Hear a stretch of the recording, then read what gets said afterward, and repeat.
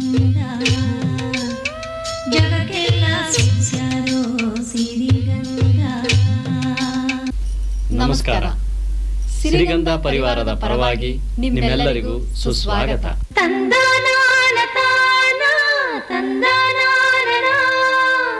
ಇಂದಿನ ನಮ್ಮ ಕಾರ್ಯಕ್ರಮದಲ್ಲಿ ಜಾನಪದ ಆಶು ಕವಿಯತ್ರಿ ಶ್ರೀಮತಿ ಮೂಕಾಂಬಿಕಾ ಅಮ್ಮ ಅವರ ಸಂದರ್ಶನ. ನಾನು ಎಂಥದಾರು ಹೇಳೋದು ಮಾಡೋದು ಬತ್ತು ಕುಟ್ಟೋದು ಹೀಗೆಲ್ಲ ಮಾಡೋದು. ಆಕರ್ಷಕ ಪಂಜಿನ ಕುಣಿತ. ನವರಾತ್ರಿಯ ಸಂದರ್ಭದಲ್ಲಿ ಶುಭವನ್ನು ಕೋರುವ ಹೂವಿನ ಕೋಲು. ಹರನಾಮ ಸ್ಮರಣೆ ಪ್ರಾರಂಭ ಮಾಡಿದ್ದೀರಿ, ಹಾಗಾಗಿ ಈ ವಾರದ ಮತ್ತೊಂದು ವಿಶೇಷ. ಅರ್ಚಕ ರಂಗಸ್ವಾಮಿಯವರೊಡನೆ ಒಂದು ಸಂವಾದದಲ್ಲಿ ತೊಡಗುತ್ತಾರೆ ಡಾಕ್ಟರ್ ಎಸ್.ಕೆ. ಕರೀಂ ಖಾನ್ ಅವರು. ಕ್ಷೇತ್ರ ಅಂತ ಅಲ್ಲಿ ಸ್ಥಾಪನೆಯಾದರು. ಭೃಗು ಮಹರ್ಷಿಗಳು ಭಕ್ತಿ ಭಾವದಿಂದ ಹಾಡುವ ಡೊಳ್ಳಿನ ಪದ. ಲೋಕದಾಗಾದೆ ಅಲಕ್ಕನೂರ ಸಕ್ಕರೆ ಅಪ್ಪನಗಿರಿ ಕಂಡೆನೋ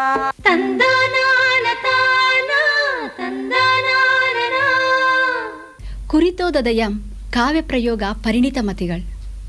ಓದು ಬರಹ ಬಾರದ ಆದರೂ ತಮ್ಮ ಬಾಳನ್ನೇ ಕಾವ್ಯಮಯವನ್ನಾಗಿ ಮಾಡಿಕೊಂಡಿರುವ ನಮ್ಮ ಗ್ರಾಮೀಣರಲ್ಲಿ ಸಹಸ್ರಾರು ಕಾವ್ಯಗಳು ಹೊರಹೊಮ್ಮುತ್ತವೆ. ಅಂಥವರಲ್ಲಿ ಒಬ್ಬರು ದಕ್ಷಿಣ ಕನ್ನಡ ಜಿಲ್ಲೆಯಲ್ಲಿ ಮೂಕಜ್ಜಿ ಎಂದೇ ಚಿರಪರಿಚಿತರಾಗಿರುವ ಮೂಕಾಂಬಿಕಾ ಅಮ್ಮ. ನಿಮ್ಮ ಮನೆಯ ಸಾಮಾನ್ಯ ಅಜ್ಜಿಯಂತೆ ಕಾಣುವ ಮೂಕಜ್ಜಿ ಅಪ್ರತಿಮ ಕಲಾವಿದೆ, ಜಾನಪದ ಕವಿಯತ್ರಿ, ಆಶು ಕವಿಯತ್ರಿ ಕೂಡ. 91ರ ಇಳಿ ವಯಸ್ಸಿನಲ್ಲೂ ಅವರ ಜೀವನ ಪ್ರೀತಿ, ಲವಲವಿಕೆ, ಕಾವ್ಯ ಸಾಮರ್ಥ್ಯ ಬೆರಗುಗೊಳಿಸುವಂಥದ್ದು. ಕರ್ನಾಟಕ ಜಾನಪದ ಮತ್ತು ಯಕ್ಷಗಾನ ಅಕಾಡೆಮಿ ಪ್ರಶಸ್ತಿ ವಿಜೇತರಾದ ಇವರು ದಕ್ಷಿಣ ಕನ್ನಡ ಜಿಲ್ಲೆ ಕುಂದಾಪುರ ತಾಲೂಕಿನ ತಾಲೂಕು ಮಟ್ಟದ ಸಾಹಿತ್ಯ ಸಮ್ಮೇಳನದ ಅಧ್ಯಕ್ಷರಾಗಿ ಆಯ್ಕೆಗೊಂಡಿದ್ದು ಅಭಿನಂದನೀಯ. Professor A V. ನಾವಡ ಮತ್ತು ಗಾಯತ್ರಿ ನಾವಡರು ಶ್ರೀಮತಿ ಮೂಕಾಂಬಿಕಾ ಅಮ್ಮ ಅವರ ಬಗ್ಗೆ ಮೂಕಜ್ಜಿ ಸಾಹಿತ್ಯ ಮತ್ತು ಬದುಕು ಕೃತಿಯನ್ನು 1988ರಲ್ಲಿ ಹೊರತಂದು ಜಾನಪದ ಸಾಹಿತ್ಯ ಲೋಕಕ್ಕೆ ಪರಿಚಯಿಸಿದ್ದಾರೆ. ಇಂತಹ ಅಪ್ರತಿಮ ವ್ಯಕ್ತಿತ್ವವುಳ್ಳ ಮೂಕಜ್ಜಿಯನ್ನು ಸಂದರ್ಶಿಸಲು ನಾವೀಗ ದಕ್ಷಿಣ ಕನ್ನಡ ಜಿಲ್ಲೆಯ ಕುಂದಾಪುರ ತಾಲೂಕಿನ ಉಳ್ಳೂರು ಗ್ರಾಮಕ್ಕೆ ಹೋಗೋಣ.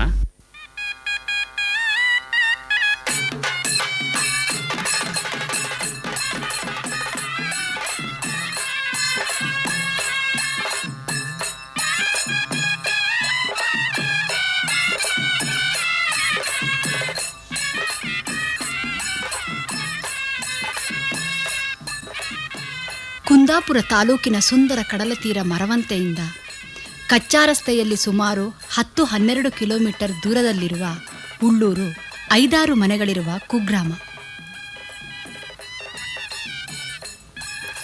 ಅನೇಕ ವೈಶಿಷ್ಟ್ಯಗಳಿಗೆ ಹೆಸರಾದ ದಕ್ಷಿಣ ಕನ್ನಡ ಜಿಲ್ಲೆ ಜನಪದ ಕಲೆಗಳ ಮತ್ತು ಕಲಾವಿದರ ತವರೂರು.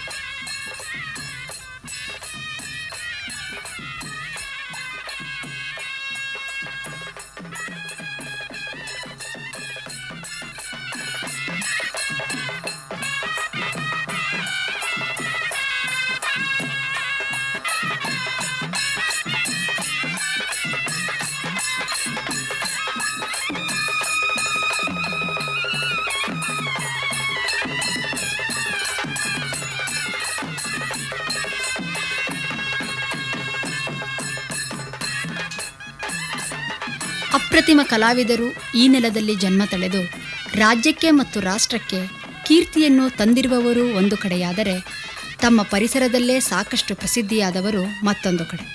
ಅಂಥವರಲ್ಲಿ ಉಳ್ಳೂರು ಮೂಕಾಂಬಿಕಾ ಅಮ್ಮ ಅವರು ಒಬ್ಬರು. ದಕ್ಷಿಣ ಕನ್ನಡ ಜಿಲ್ಲೆಯ ಕೆಲವು ಭಾಗಗಳಲ್ಲಿ ಎಲ್ಲರಿಗೂ ಮೂಕಜ್ಜಿ ಎಂದೇ ಚಿರಪರಿಚಿತರಾಗಿರುವ ಮೂಕಾಂಬಿಕಾ ಅಮ್ಮನವರ ವಾಸ ಈ ಕುಗ್ರಾಮದಲ್ಲಿ. ಪ್ರತಿಭಾವಂತ ಜಾನಪದ ಕವಿಯತ್ರಿಯಾದ ಇವರು ಕೂತಲ್ಲಿ, ನಿಂತಲ್ಲಿ, ಕಂಡಲ್ಲಿ ಕವಿತೆಯನ್ನು ಕಟ್ಟಿ ಹಾಡಬಲ್ಲರು. ಯಾವುದೇ ಸಂಗತಿ ಅಥವಾ ವಿಚಾರವನ್ನು ಗಳಿಗೆಯಲ್ಲಿ ತನಗನಿಸಿದ ಚಂದದಲ್ಲಿ ಹಾಡಾಗಿಸುವ ವಿಶೇಷ ಕಾವ್ಯಶಕ್ತಿ ಪಡೆದವರು. 91ರ ಅಂಚಿನಲ್ಲಿರುವ ಮೂಕಜ್ಜಿ 10 ವರ್ಷದ ತನ್ನ ಬಾಲ್ಯದಲ್ಲೇ ಮದುವೆಯಾಗಿ ತನ್ನತ್ತೆ ಮನೆಯ ಕಷ್ಟ ಕಾರ್ಪಣ್ಯಗಳನ್ನೆದುರಿಸುವಾಗ 15 ವರ್ಷಕ್ಕೊಂದು ಗಂಡು ಶಿಶುವನ್ನು ಹೆತ್ತು 16ನೇ ವಯಸ್ಸಿಗೆ ವಿಧವೆಯಾದರು. ತಾಯಿ ಅಣ್ಣನ ಒತ್ತಾಸೆಯಿಂದ ಅವರು ಕಾವ್ಯರಚನೆಯಲ್ಲಿ ತೊಡಗಿ ಹಾಡಲಾರಂಭಿಸಿದರು.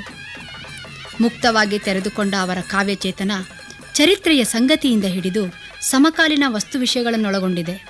ಪ್ರಗತಿಪರ ಮನೋಧರ್ಮದ ಮೂಕಜ್ಜಿ ವಿಧವೆಯಾಗಿ ಬ್ರಾಹ್ಮಣ ಹೆಣ್ಣಿಗಿದ್ದ ಎಲ್ಲ ನಿಷೇಧಗಳನ್ನು ಅನುಭವಿಸುತ್ತಾ ಮೂಲೆ ಸೇರಿದವರು. ಹೀಗಿದ್ದು ಯಾವನೇ ಒಬ್ಬ ವಿಚಾರವಾದಿಯಲ್ಲೂ ಕಾಣಸಿಗದಂಥ ವೈಚಾರಿಕ ನಿಲುವು ಅವರದು. ಜ್ಯೋತಿಷ್ಯ, ಜಾತಕ, ಭೂತಪ್ರೇತ, ಮಡಿಮೈಲಿಗೆ, ಹೆಣ್ಣು ಗಂಡು, ಜಾತಿಪಂಥ, ಸ್ವರ್ಗ ನರಕಗಳನ್ನು ಕುರಿತ ಇವರ ಧೋರಣೆ ವೈಜ್ಞಾನಿಕವಾದುದು. ಮೊದಲ ಬಾರಿಗೆ ಮೂಕಜ್ಜಿಯ ಕಾವ್ಯ ಸಾಮರ್ಥ್ಯದ ಬಗ್ಗೆ ನಾಡಿಗೆ ಪತ್ರಿಕಾ ಮಾಧ್ಯಮಗಳ ಮೂಲಕ ಪರಿಚಯಿಸಿದ ಶ್ರೀ ಕನ್ನರಾಡಿ ವಾದಿರಾಜ ಭಟ್ಟರು ಅವರ ನೆನಪಿನಾಳವನ್ನು ಕೆದಕುತ್ತಿದ್ದಾರೆ. ಅಜ್ಜಿ, ನೀವು ಸಣ್ಣದಿರುವಾಗ ಹೇಗೆ ಎಲ್ಲ ಜೀವನ ಕಳೆದಿರಿ? ನಾನು ಸಣ್ಣಕ್ಕಿದ್ದಳಿಕೆ ಈಗ ಓಡಾಡೋ ಕಾಲದಾಗೆಲ್ಲ ಆಯ್ತಲ್ಲ. ಆಗಲಿಕ್ಕೆ ನಮ್ಮ ಮನೆಗೆಲ್ಲ ಭತ್ತ ಕುಟ್ಟುಕೆ ಎಲ್ಲ ಬತ್ತಿದ್ದೋ ಮಾಡ್ತಿದ್ದೋ. ಅವೆಲ್ಲ ಹಾಡು ಹೇಳೋದು ಕಂಡ್ಕೊಂಡು ನಾನು ಒಂದು ಸಣ್ಣ ಒನಕೆ ಒಂದು ಸಣ್ಣ ಜೆಲ್ ಕೋಲ್ ತಗೊಂಡು ಅವೆಲ್ಲ ಹಾಡು ಹೇಳ್ತವಲ್ಲ ಅದು ಕಂಡ್ಕೊಂಡು ನಾನು ಎಂಥದಾದ್ರು ಹೇಳೋದು ಮಾಡೋದು, ಭತ್ತ ಕುಟ್ಟೋದು ಹೀಗೆಲ್ಲ ಮಾಡೋದು. ಭತ್ತ ಅದು ಅಕ್ಕಿ ಹಾಯ್ಕೊಂಡಲ್ಲ, ಮಣ್ಣನ್ನಾರು ತೊಳಿತಾ ಹಾಯ್ಕೊಂಡು ಅಮ್ಮ ಮೈ ಎಲ್ಲ ಧೂಳು ಮಾಡ್ಕೊಂಡೆ ಅಂತ ಹೇಳಿ ಬೋಯೋದು ಹೀಗೆಲ್ಲ ಮಾಡ್ತಾ ಇದ್ದಿಲ್ಲ. ಸಣ್ಣ ಎಷ್ಟು ವರ್ಷಕ್ಕೆ ಮದುವೆ ಆಯಿತು? ನನಗೆ 10 ವರ್ಷಕ್ಕೆ ಮದುವೆ ಮಾಡಿರಿ. 10 ಮದುವೆ ಮಾಡಿದ್ದು ಆಯ್ತು, ಎಲ್ಲ ಆಯ್ತು. ಅತ್ತಿ ಅಂದರೆ ಇನ್ನು ಹೇಳು ಗಡಿಯ ಪದ್ಯ ಹೇಳೋದು ಬೇಡ. ಹೇಳಿ. 10 ವರ್ಷಕ್ಕೆ ಮದುವೆ ಮಾಡಿದರು ನನಗೆ, ಅತ್ತೆ ಮೃತ್ಯುವಿನಂತೆ ಹೊಡೆಯುತ್ತಿಹರನಗೆ. ಮತ್ತೆ 15 ವರ್ಷಕ್ಕೆ ಬಸರಿಯಾಗೆ, ಗೊಡ್ಡು ಪೌರೋಹಿತರು ನುಡಿದರಿಂತೆಂದು, ಒಡ್ಡಿ ಮಾಡದೆ ಬೋಳು ತಲೆ ಮಾಡಿರೆಂದು, ದುಡ್ಡಿನಾಸೆಗೆ ಕ್ಷೌರಿಕನು ಓಡಿ ಬಂದು. ನನ್ನ ಅನುಕರಣವೂ ಇಲ್ಲ. ಮನ್ಸಿಗೆ ಏನಾದ್ರು ಮರ ಸಿಗ್ತದೆಲ್ಲ ನೆನಪತ್ತ ನನಗೆ, ಅದು ಬರೆದಿಟ್ಕೊಂಡದ್ದು ಅಲ್ಲ. ನಾನೊಬ್ಬ ಮೀನಿನ ವ್ಯಾಪಾರಿ, ಮಾಡ್ತೆ ಏನು ಬೇಸರಿಲ್ಲದೆ ಕಡ್ಲ ಸವಾರಿ. ನಾನೊಬ್ಬ ಮೀನಿನ ವ್ಯಾಪಾರಿ, ದಡ್ಡ ದಡ್ಡ ಮೀನು ಹಿಡ್ಕ ಬತ್ತೆ. ನಾನು ಹೆಡ್ನಲ್ಲ ಜನ ಕಂಡು ಪುಗ್ಸಾಟೆ ಕೊಡ್ತೆ. ದುಡ್ಡಿನ ಮಕು ಕಂಬನಲ್ಲ, ಅವ್ರು ಕುಡ್ಬೊಡ್ಡಿಲ್ದೆ ಸಾಲ್ ಕಾಡೋ ತತ್ತೆ ಸುಳ್ಳಲ್ಲ. ನಾನೊಬ್ಬ ಮೀನಿನ ವ್ಯಾಪಾರಿ, ಮಾಡ್ತೆ ಏನು ಬೇಸರಿಲ್ಲದೆ ಕಡ್ಲ ಸವಾರಿ. ನಾನೊಬ್ಬ ಮೀನಿನ ವ್ಯಾಪಾರಿ. ಜನ ಎಲ್ಲ ನಂಬುತ್ತಾರೆ, ಏನೇನೋ ಎಲ್ಲ ರೀತಿಯಲ್ಲಿ ವರ್ತಿಸ್ತಾರೆ. ಅದ್ರ ಬಗ್ಗೆ ನಿಮ್ಮ ಅಭಿಪ್ರಾಯ ಏನು? ಅಭಿಪ್ರಾಯವ ಅದೊಂದು ನಾನು ಅದರ ನಂಬುವುದಿಲ್ಲ. ದೈವ ಏನೋ ಒಂದು ಅದೆಲ್ಲ ನಾನು ಏನೂ ಮೈ ಮೇಲೆ ಬತ್ತಂಬುದನ್ನು ನಾನು ನಂಬುವುದಿಲ್ಲ. ನಂಗೆ ಅವೆಲ್ಲ ದಣಿಗ ಮೈ ಕೈ ಕೊಣಿಸ್ಕೊಂಡು ಕ್ಯಾಕಿ ಹಾಕೊಂಡು ಏನಾದ್ರು ಹೇಳು ಸ್ವಾಮಿ, ನಂಗೆ ನನ್ನಷ್ಟಕ್ಕೆ ನಂಗೆ ನೆಗೆ ಆತು ಇಲ್ಲ ಹೀಗೆ ಮಾಡ್ಕೊಂಡು ಸುಮ್ಮನಷ್ಟು ನೆಗೆ ಹೇಳ್ದಿದೆ ಅಂತ ಹುಚ್ಚೆ ಅಮ್ಮಗಾತು ನನಗೆ. ಎಂಥದ್ದು ಮೈ ಮೇಲೆ ಗೊತ್ತಿಲ್ಲ. ಒಂದು ಹಾಡು ಹೇಳಿದಿರಲ್ಲ, ಯಾವುದದು? ದೈವವಾಳಿ ಬರುವುದೆಂದು ಕುಣಿತಾರಲ್ಲ, ಸಾವು ನೋವು ತಪ್ಪಿಸ್ಲಿಕ್ಕೆ ಆಗುವುದಿಲ್ಲ. ನೀವು ಸತ್ಯವೆಂದು ನಂಬಿಕೊಳ್ತೀರಲ್ಲ, ಕಾವಕರ್ತ ಗೋಪಾಲ್ ಕೃಷ್ಣನಿರುವನಲ್ಲ. ಅಜ್ಜಿ, ನೀವು ಆಶು ಕವಯತ್ರಿ ಆಗಿದ್ದೀರಿ. ಬೆಂಗಳೂರಿಂದ ಸಿರಿಗಂಧದವರು ಬಂದಿದ್ದಾರೆ. ಅವರನ್ನು ಕಂಡು ನಿಮ್ಗೇನಾದರೂ ಹಾಡಬೇಕು ಅಂತ ಅನಿಸಿದೆಯಾ? ಸಿರಿಗಂಧದವರಿಲ್ಲಿ ಹರುಷದಿ ಬಂದರು, ಸರಿಯಾದ ಉತ್ತರವ ಕೊಡಲಿಲ್ಲ. ಸರಿಯಾದ ಉತ್ತರವ ಕೊಡಲಿಲ್ಲ, ನಾಚಿಕೆ ಮರೆಮಾಚಿತು ನನ್ನ ಮನಸ್ಸನ್ನು.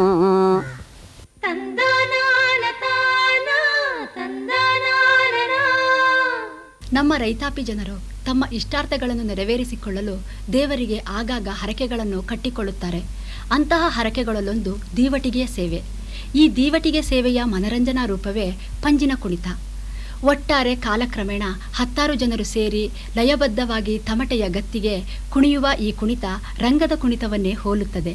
ಈಗ ನಾವು ಮಂಡ್ಯ ಜಿಲ್ಲೆಯ ನಾಗಮಂಗಲ ತಾಲೂಕಿನ ನರಗಲು ಗ್ರಾಮದ ಶ್ರೀ ನಂಜೇಗೌಡ ಮತ್ತು ಸಂಗಡಿಗರಿಂದ ಪಂಜಿನ ಕುಣಿತವನ್ನು ನೋಡೋಣ.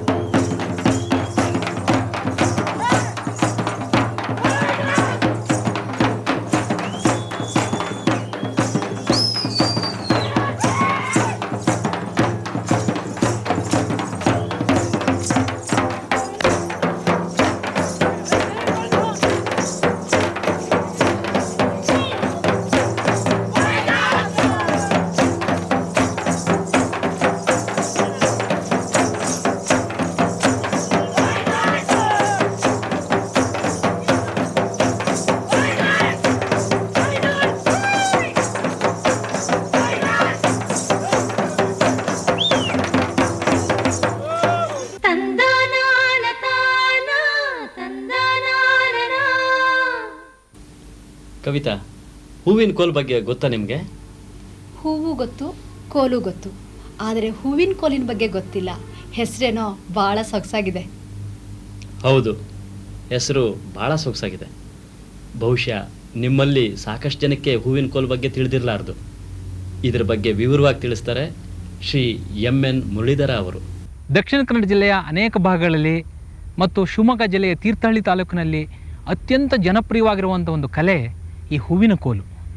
ಬೆತ್ತದ ಕೋಲಿಗೆ ಬಣ್ಣ ಬಣ್ಣದ ಕಾಗದಗಳಿಂದ ಮತ್ತು ಹೂವಿನಿಂದ ಗೋಪುರಾಕೃತಿಯಲ್ಲಿ ಅಲಂಕಾರ ಮಾಡಿ ಹಗಲು ರಾತ್ರಿ ಎಂದೇ ಮನೆ ಮನೆಗೆ ಹೋಗಿ ಮನೆ ಅಂಗಳದಲ್ಲೇ ಮನಮಂದಿಗೆಲ್ಲ ಒಳ್ಳೆಯದಾಗಲಿ ಅಂತ ಹರಿಸೋದು ಮತ್ತು ಅನೇಕ ವೇಳೆ ಮಹಾಭಾರತದ ಕಥಾ ಪ್ರಸಂಗಗಳನ್ನು ಹಾಡಿನ ರೂಪದಲ್ಲಿ ಹೇಳಿ ರಂಜಿಸೋದು.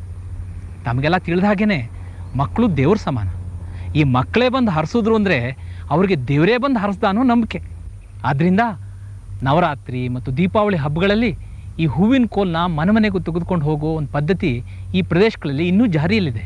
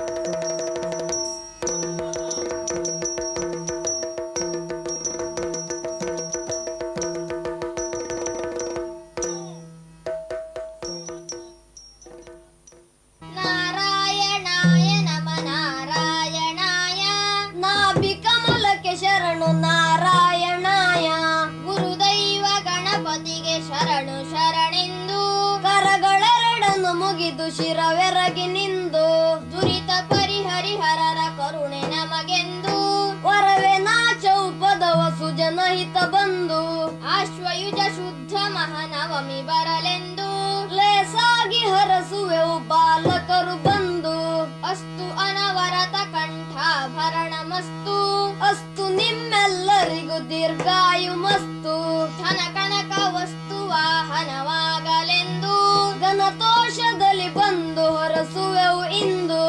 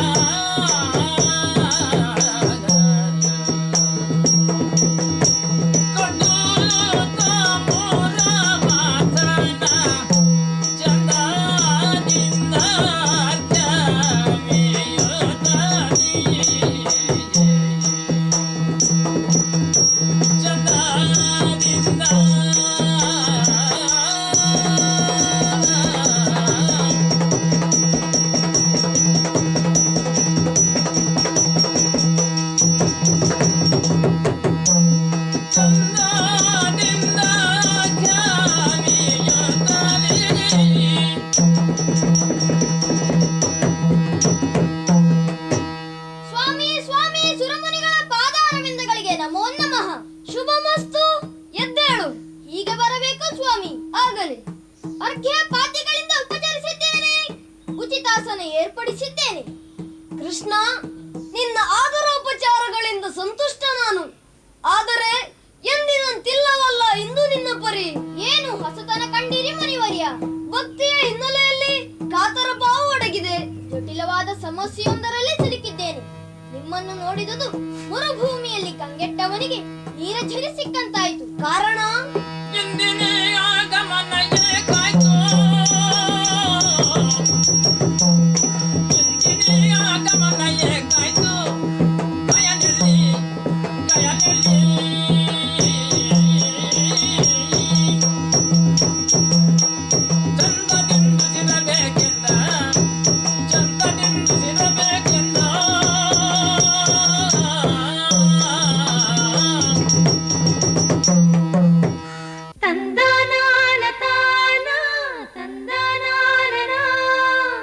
ಜಾನಪದ ಅಧ್ಯಯನದ ವಿಷಯವಾಗಿ ವಿಶ್ವವಿದ್ಯಾಲಯಗಳ ಮೆಟ್ಟಲೇರುವ ಮೊದಲು ಕೇವಲ ಹಳ್ಳಿಗಾಡಿನ ಹಾಡು ಹಸೆ ಎಂದು ಪರಿಗಣಿತವಾಗಿತ್ತು. ಇದರ ಬಗ್ಗೆ ಸಮಗ್ರ ದೃಷ್ಟಿಕೋನ ಹೊಂದಿ ವಿಭಿನ್ನ ನಿಲುವು ತಳೆದವರು ಅರ್ಚಕ ರಂಗಸ್ವಾಮಿ ಭಟ್ಟರು. ಜಾನಪದ ಕೇವಲ ಸಾಹಿತ್ಯ ಮಾತ್ರವಲ್ಲ, ಇದೊಂದು ಜನಾಂಗದ ಬದುಕಿನ ವೈವಿಧ್ಯಮಯ ಅಭಿವ್ಯಕ್ತಿಯ ಮಾತೃಮೂಲ ಎಂಬುದನ್ನು ಅವರು ತಿಳಿಸಿದವರು.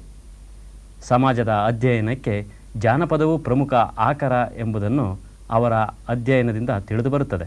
ತಮ್ಮ ಹುಟ್ಟಿದೂರಿನ ಜಾನಪದವನ್ನು ಸಂಗ್ರಹಿಸಿ 1933ರಲ್ಲಿ ಹುಟ್ಟಿದ ಹಳ್ಳಿಯ ಹಾಡು ಎಂಬ ಹೆಸರಿನಲ್ಲಿ ಪ್ರಕಟಿಸಿದರು. ಜಾನಪದದ ಆಧುನಿಕ ಪರಿಕಲ್ಪನೆ ನಮಗೆ ವಿದೇಶಿ ವಿದ್ವಾಂಸರಿಂದಲೇ ಬರಬೇಕಿಲ್ಲ, ನಮ್ಮವರು ವೈಜ್ಞಾನಿಕವಾಗಿ ಆಲೋಚಿಸಿದ್ದಾರೆ ಎಂಬುದಕ್ಕೆ ಅರ್ಚಕ ರಂಗಸ್ವಾಮಿಯವರ ಅಧ್ಯಯನವೇ ಸಾಕ್ಷಿ. ಜಾನಪದ ಅಧ್ಯಯನದ ಪ್ರಮುಖ ಅಧ್ವರ್ಯಗಳಲ್ಲಿ ಒಬ್ಬರಾದ ಇವರು ಇಂದು ನಮ್ಮೊಡನಿಲ್ಲ. Doctor S K Karim Khan ಅವರು ಕರ್ನಾಟಕ ಜಾನಪದ ಮತ್ತು ಯಕ್ಷಗಾನ ಅಕಾಡೆಮಿ ಅಧ್ಯಕ್ಷರಾಗಿದ್ದ ಸಂದರ್ಭದಲ್ಲಿ ದಿವಂಗತ ಅರ್ಚಕ ರಂಗಸ್ವಾಮಿ ಭಟ್ಟ ಅವರನ್ನು ಅವರ ಸ್ವಂತ ಊರಾದ ಬಂಡಿಹೊಳೆಯಲ್ಲಿ ಭೇಟಿಯಾಗಿ ಜಾನಪದದ ಬಗ್ಗೆ ವಿಚಾರ ವಿನಿಮಯ ಮಾಡಿದ ಅಪರೂಪದ ಚಿತ್ರಗಳನ್ನು ನೀವೀಗ ನೋಡಲಿದ್ದೀರಿ. ಈ ಜಾನಪದ ಸಾಹಿತ್ಯದ ಮೇಲೆ ನಿಮಗೆ ಹಾಗೆ ಆಸಕ್ತಿ ಉಂಟಾಯಿತು? ವೈದಿಕರಲ್ಲ ನೀವು? ಏನಂದರೆ ನಾವು ಓದ್ತಾ ಇರೋವಾಗ ಹಾಗಾಗಿ ರಜಾ ಬರ್ತಾ ಇದ್ದೆ. ನಮ್ಮ ತಂದೆಯವರು ಇಲ್ಲಿ ಆಟಕೂಟಗಳಿಗೆಲ್ಲ ನನ್ನ ಜೊತೆಯಲ್ಲಿ ಕರ್ಕೊಂಡು ಹೋಗ್ತಾ ಇದ್ರು. ಆಗ ಅದನ್ನೆಲ್ಲ ಯೋಚನೆ ಮಾಡಿ ಇದು ಅನ್ಯಾಯವಾಗಿ ಹೀಗೆ ನಶಿಸಿ ಹೋಗುತ್ತೆ ಅನ್ನೋ ಭಾವನೆ ಬಂತು. ಅದಕ್ಕೋಸ್ಕರ ವಿರಾಮವಾದಾಗಲೆಲ್ಲ ನಮ್ಮ ಹಳ್ಳಿಯವರಿಗೆ ಸ್ವಲ್ಪ ಪ್ರೋತ್ಸಾಹ ದುಡ್ಡಿ ಹೊಗೆ ಸೊಪ್ಪು ಎಲೆ ಅಡಿಕೆ ಇದೆಲ್ಲನೂ ಕೊಟ್ಟು ನಿಧಾನವಾಗಿ ಒಂದೊಂದಾಗಿ ಗುರುತು ಹಾಕಿಸ್ಕೊಂಡೆ. ಅದರಲ್ಲಿ ಶಬ್ದಗಳ ವೈಚಿತ್ರ್ಯ ಅನೇಕವಾಗಿತ್ತು. ಅದನ್ನೆಲ್ಲ ತಿದ್ದಿ ಒಂದು ರೂಪಕ್ಕೆ ತಂದೆ ಅಷ್ಟೇ. ಹಿಂದಿನ ಜಾನಪದಕ್ಕೂ ಈ ಇತ್ತೀಚಿನದಕ್ಕೂ ವ್ಯತ್ಯಾಸ ಏನು ಕಂಡಿದ್ದೀರಾ? ಜನಜೀವನ ಅಂದರೆ ಈಗಿನ ಮೊದಲು ಜನಜೀವನ ಅಂತಂದರೆ ಎಲ್ಲ ಕ್ರಿಯೆಗಳ ಮೇಲೆ ಶಬ್ದ ಉತ್ಪತ್ತಿಯಾಗಿದೆ. ಈಗ ಪಾಶ್ಚಾತ್ಯರ ಸಂಸರ್ಗದಿಂದ ಕೆಲವು ಎಲ್ಲ ಕೂಡ ವ್ಯತ್ಯಾಸ ಆಗ್ತಾ ಇದೆ ಶೈಲಿಗಳು. ಹಿಂದಿನದ್ದು ಹಾಗಾಗಿಲ್ಲ.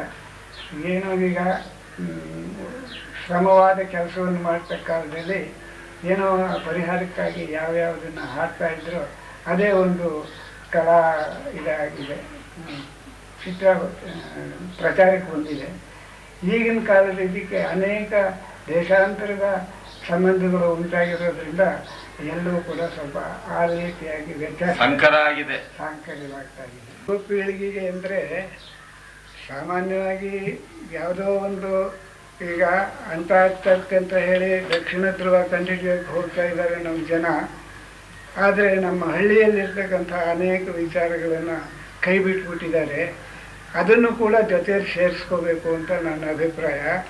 ಎರಡನೇದೇನು ಅಂದರೆ ಅನೇಕವಾದಂಥ ಶಿಲಾಶಾಸನಗಳು, ಮಾಸ್ತಿ ಕಲ್ಲುಗಳು, ಇನ್ನೂ ಅನೇಕ ವಿಧವಾದಂಥ ರಿಕಾರ್ಡ್ನಕ್ಕೆ ಯೋಗ್ಯವಾದಂಥ ವಿಚಾರಗಳು ನಮ್ಮ ದೇಶದಲ್ಲಿ ಹಳ್ಳಿಯಲ್ಲೆಲ್ಲ ಇದೆ. ಅದನ್ನೆಲ್ಲವನ್ನು ಕೂಡ ಕಾಪಾಡಿಕೊಳ್ಬೇಕು ಯುವಕರು ಅಂತ ನನ್ನ ಅಭಿಪ್ರಾಯ.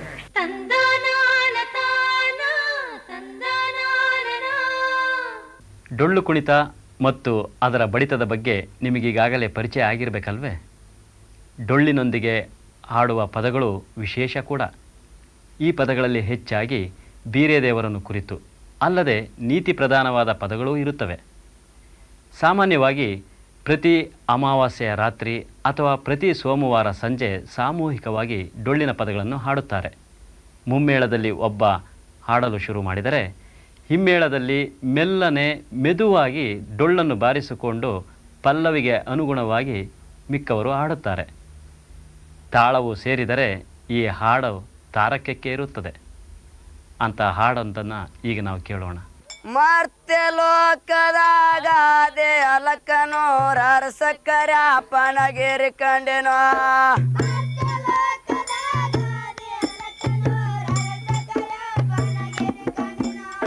ಮರ್ತ್ಯ ಲೋಕದಾಗಾದೆ ಅಲಕನೋರ ಸಕ್ಕರೆ ಅಪ್ಪನಗಿರಿ ಕಂಡೆನೋ.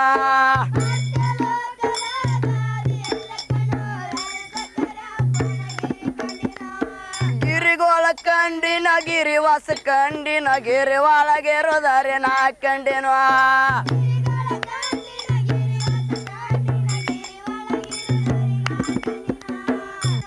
ಮರ್ತೆ ಲೋಕದಾಗ ಆದಿ ಅಲಕನೂರ ಸಕ್ಕರೆ ಅಪ್ಪನ ಗಿರಿ ಕಂಡಿನ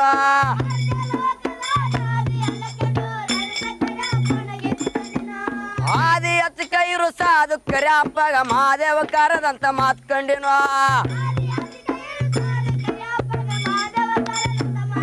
ದೇವರು ನಂದನು ಬಂದಿರೋ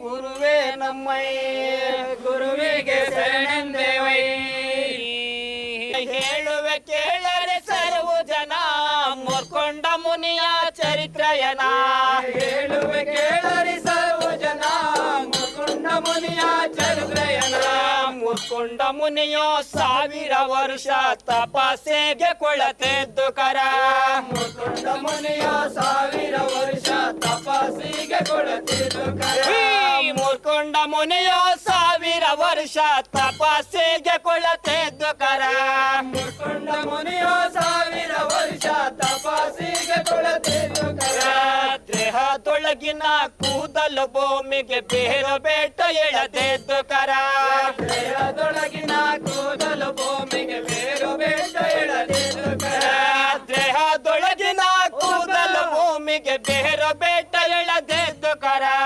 ದೇಹದೊಳಗಿನ ಕೂದಲು ಭೂಮಿಗೆ ಬೇರು ಬೇಟ ಎಳದೆದ್ದು ಕರ ಹಸ ಒಡಗಿ ಅವನ ಸುತ್ತ ವೃಕ್ಷವೋ ಮೇಲೆ ಹೊತ್ತ ಬೆಳೆದೆದ್ದು ಕರ ಹಸ ಒಡಗಿ ಅವನ ಸುತ್ತ ವೃಕ್ಷವೋ ಮೇಲೆ ಹೊತ್ತ ಬೆಳೆದೆದ್ದು ಕರ ಹಸ ಒಡಗಿ ಅವನ ಸುತ್ತ ವೃಕ್ಷವೋ ಮೇಲೆ ಹೊತ್ತ ಬೆಳೆದೆದ್ದು ಕರ ಹಸ ಒಡಗಿ ಅವನ ಸುತ್ತ ವೃಕ್ಷವೋ ಮೇಲೆ ಹೊತ್ತ ಬೆಳೆದೆದ್ದು ಕರ ಕಮಂಡದೊಳಗಿನ ಹುಡುಕ ಒಗಿಯಲು ಮುನಿ ಎದ್ದು ಬಂದೆದ್ದು ಕರ ಕಮಂಡದೊಳಗಿನ ಹುಡುಕ ಒಗಿಯಲು ತಂದನಾನ ತಾನ ತಂದನಾನ.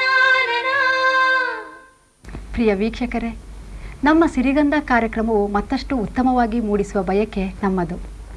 ಇದಕ್ಕೆ ನಿಮ್ಮ ಸಲಹೆ ಸೂಚನೆಗಳ ಅಗತ್ಯವಿದೆ. ದಯವಿಟ್ಟು ಪತ್ರಿಸಿ. ನಮ್ಮ ವಿಳಾಸ ಕರ್ನಾಟಕ ಜಾನಪದ ಪರಿಷತ್ತು, ಸಿರಿಗಂಧ ವಿಭಾಗ, ನಂಬರ್ 7, ದೇವಸ್ಥಾನದ ರಸ್ತೆ, ಕುಮಾರ ಪಾರ್ಕ್ ಪಶ್ಚಿಮ, ಬೆಂಗಳೂರು 560020. ಮತ್ತೆ ಮುಂದಿನ ವಾರ ಭೇಟಿಯಾಗೋಣ. ನಮಸ್ಕಾರ. ತಂದನಾನ ತಾನ ತಂದನಾನ ತಾನನ ತಾನ ತಾನ ತಂದನಾನ ತಾನ.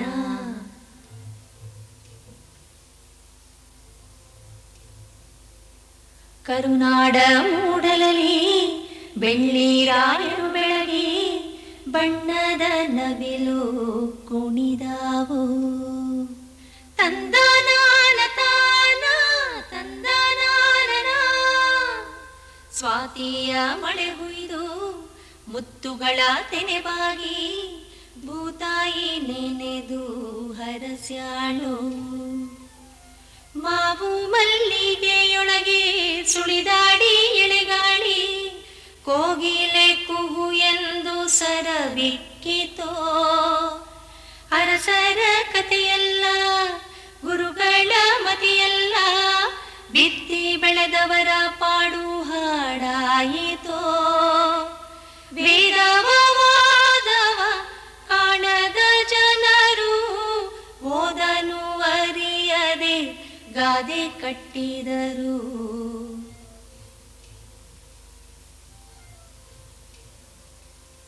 ಮಣ್ಣಲ್ಲಿ ಮಣ್ಣಾಗಿ ಕಂಪು ದಿಕ್ಕಿಗೆ ತುಂಬಿ ಜಗಕ್ಕೆಲ್ಲ ಸೂಸ್ಯಾರೋ ಸಿರಿಗಂಧ. ಜಗಕ್ಕೆಲ್ಲ ಸೂಸ್ಯಾರೋ ಸಿರಿಗಂಧ.